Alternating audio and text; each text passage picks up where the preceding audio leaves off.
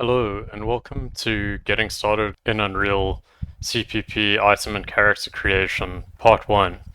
In this series of lessons, you will learn how to create and manage CPP projects or C++ projects, create and edit C++ projects and files, create interactive items and character controllers using the enhanced input system within Unreal.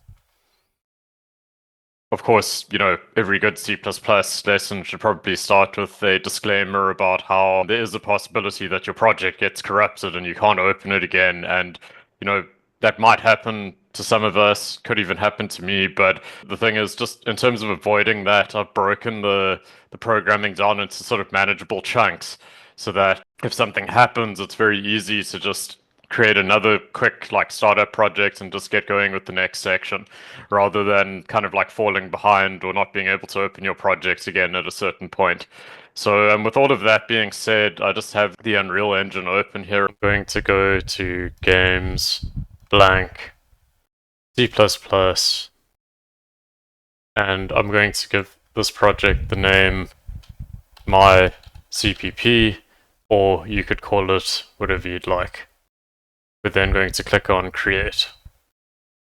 In the meantime, while that's busy, I just wanted to go to some existing project that I have on some hard drive somewhere. Let me just find one of those.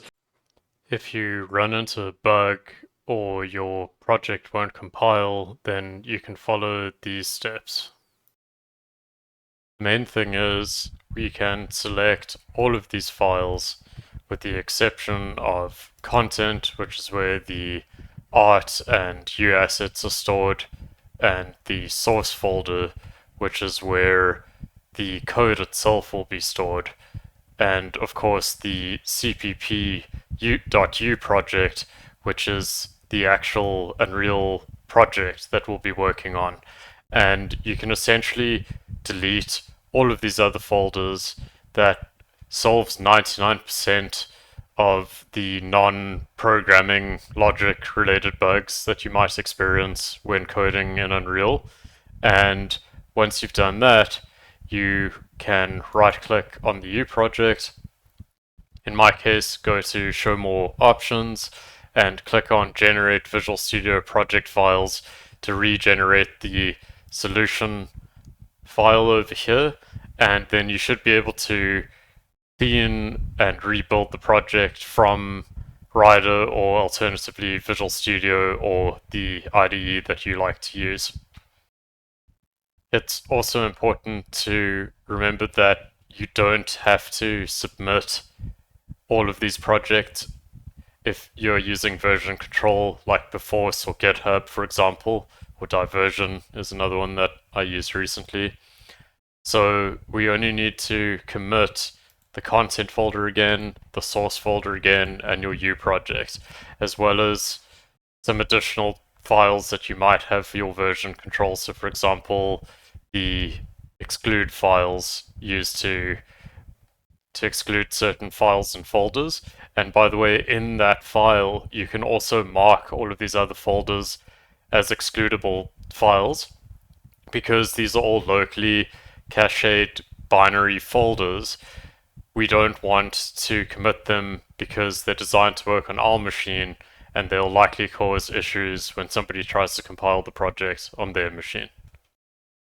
When coding in C++ and Unreal, it's different to Unity in the sense that you have to kind of treat it like a traditional programming project.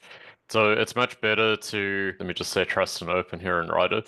It's much better to sort of work in your IDE and program as if you're sort of trying to build a website or an app and then, close Unreal, which is like the build of that project, and then do a hard sort of compile from Rider or Visual Studio with Control F5 or, this little play button over here in Rider, in Rider's case. So yes, it is better to do that. That gives you a full proper compile when you compile from the IDE. But that being said, I might do some live coding in today's session because I'm not going to do anything too far-fetched and out there most likely. One of the times you really want to do that is if you change the build file, if you add modules to the build file, then you need to close and reopen the project. But most Programmers in Unreal will, once this is built, they'll close the project and then they'll just run it from the IDE and then sort of work in that way. Yes, so live coding works in a lot of cases, just not specific ones like that example that I mentioned and some other more complex operations and things. I would say it's always better to just run it through the IDE as if you're running sort of an app, as I was saying in that sense. And then you do have to remember that unlike Unity, if you have a bug, the project won't build. So it's like a again, classic sort of original build of a project. So it's not like Unity in the sense that you can still open the project and manage the bug sort of from there. It's the case that you have to just manage the bug in the code, and until you get that right, you won't be able to open the project. So that makes a lot of Unity users very like sort of unpleased, for lack of a better term, when they first start using Unreal. But it's much more like the classic sort of programming that you would sort of know and understand if you spent a lot of time doing C++ coding elsewhere. So yeah, I'm just trying to wait for everything to be as up and running as humanly possible. But let's just see what I can do here. So I should be able to open this games section here in Rider, and then you can see the project name. So you'll have that on the right, of course, in Visual Studio, and then we have the source folder, and you can see right now we just have this CPP folder, and inside that we have the build file. So if I can open that up, let's see if it lets me open that up yet. So this file is quite important to know about. So here you'll often need to add some dependency modules depending what you're doing. But likely for today's session, we will be making use of the enhanced input module, which in newer versions of Unreal 5, they've added that in for us. So luckily we don't have to do that. But you would add them in this sort of line, so comma and inverted commas and whatever that dependency module is called. But yeah, so we won't really be doing that, but just to show you that file briefly, I might come back and just mention that again later on. We're essentially going to try and get to the point where we have character movement in C++. We'll be looking at how to speak between coding and blueprints, what the blueprint equivalent functions are of the C++ ones, and you'll see that blueprints are sort of C++ under the hood because the functions largely have the same names and things like that. So while you are doing C++ in Unreal, it's a little bit easier if you have previous experience in C++ because a lot of the Unreal libraries are pretty good at just providing functions like we've seen like set actor location and stuff like that. So we have access to that, and some Unity users have commented to me that it actually feels a little bit easier, like you're cheating over time than Unity, or maybe not Unity, but some of the other engines that they've come from. So yep, so we'll see all of that in action. I just like giving everything time to actually build, but we'll just be spending a little bit of time in this just default open world map that they provide us with, and just try to focus on the coding side of things is the main thing. Yes, so we'll just start out by creating our first C++ class here. So the way we do that is we just come up to tools, and then we have under programming new C++ class. And if you'd like, you can also go to edit and project settings. It should be in here. Unless it's actually, it might actually be in editor preferences. So yeah, in editor preferences, here we have under general, we have live coding. And this is where you can switch live coding on and off. If you switch live coding off, what happens is you get the older hot reload system within the editor. So in other words, when you click on this little, looks like a Tetris button down here on the right, in between derived data and all saved, you'll activate sort of what's known as hot reload or live coding, which is sort of like a superficial runtime compile. But again, it gets basic things right, but it's not very good when you're doing more advanced things. But we'll probably, in all likelihood, be able to use it for most of what we're doing today. I used to switch it off in early versions of Unreal 5 because I found that hot reload was better at compiling certain things. But now, from what I've read and experienced, live coding is much better than the old system. But again, if for some reason you wanted to toggle that on and off, that could be found there. And then other section I wanted to mention, is that in here? Here it is. So it's also under general source code. So this is where you would define the IDE that you're using. So you could select Visual Studio Code or Visual Studio or Rider, etc., etc. So that's where you would set that up. And then once you've set that up, you'll see that you can refresh the Rider project here, which often also helps if there's some sort of disconnection between the IDE And Unreal, like for example, it's one of those IDE bugs where it's got red squigglies, but you've done all the research and it's not actually by all rights a C++ bug, and you can also open the IDE from the engine. But like I say, it's usually a better idea to work the other way around. But I tested this out, and just for the lesson, I think for the most part, I can get away with doing it this way around. So tools, new C++ class. Okay, so the first thing we're going to create is again an actor. So we've seen these classes in action in the blueprints lessons. So again, we have a character which we can possess, which we'll use later on, and a pawn, which is like a more basic form of character. So again, character is an extension of the pawn class. And then actors, that sort of base class that we would just use for something that's kind of animated or placed in the world and we're not actually planning on taking control of. So if I select actor as we want to just create a basic pickup item as a starting point, and we can click next. Once we've done that, the ideal setup here is to click on public before you do anything else, and you can see that this puts my class into the public folder. However, it's putting the header file into the public folder and the CPP where we define the functions and variables that we set up into the private folder. In that way, the CPP is encapsulated and the header file can be accessed by other classes in your project. This is common practice when programming with C++ and in Unreal. However, if you'd like both to appear in the private folder for whatever reason, you can always click on the word private instead, and you can see now they will both be saved in the private folder.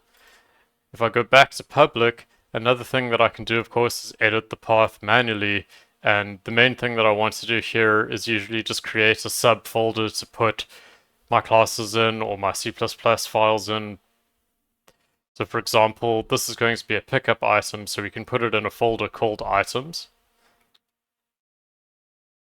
And then instead of sticking with the default name of my actor, we can call this item.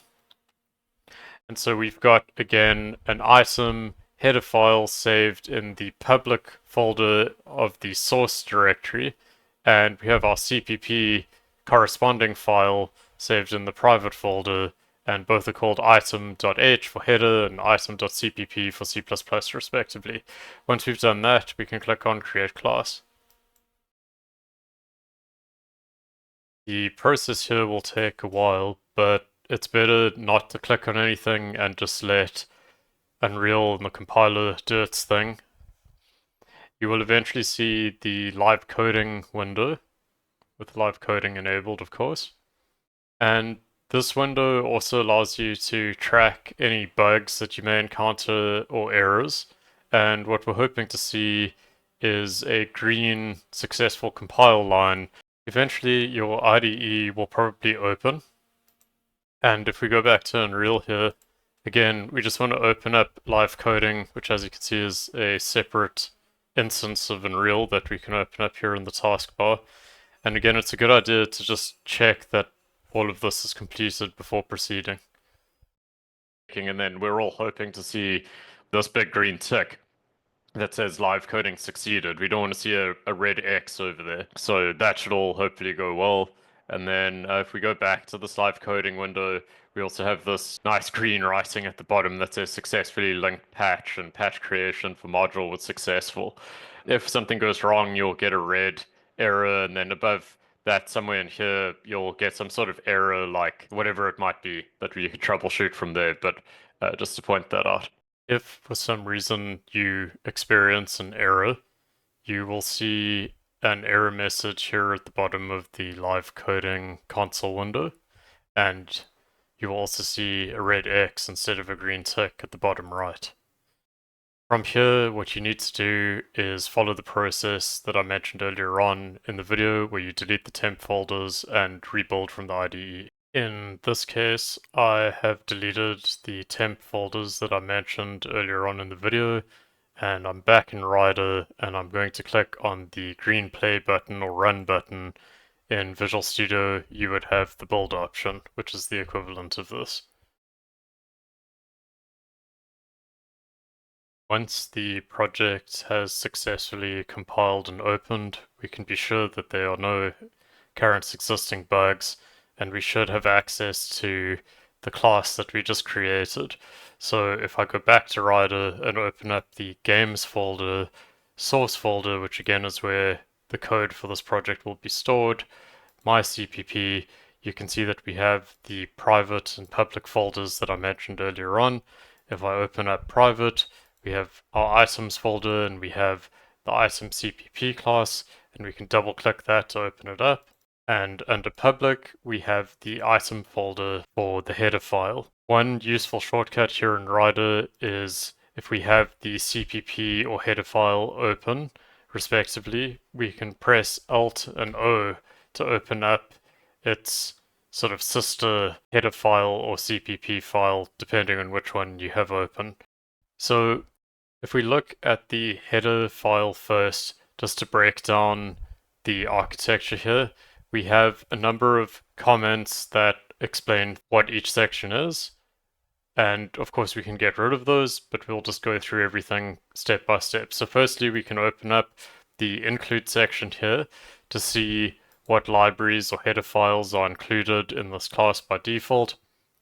We can see that here is the class declaration, which is a item where A stands for actor in Unreal, which inherits from the public A actor class, which may seem a bit redundant, but that's the actor class that we spoke of previously. And then under this generated body section, you'll see that we have a public, protected, and again, another public section. We can also, for example, make this private if we so choose. And again, that just has to do with encapsulation.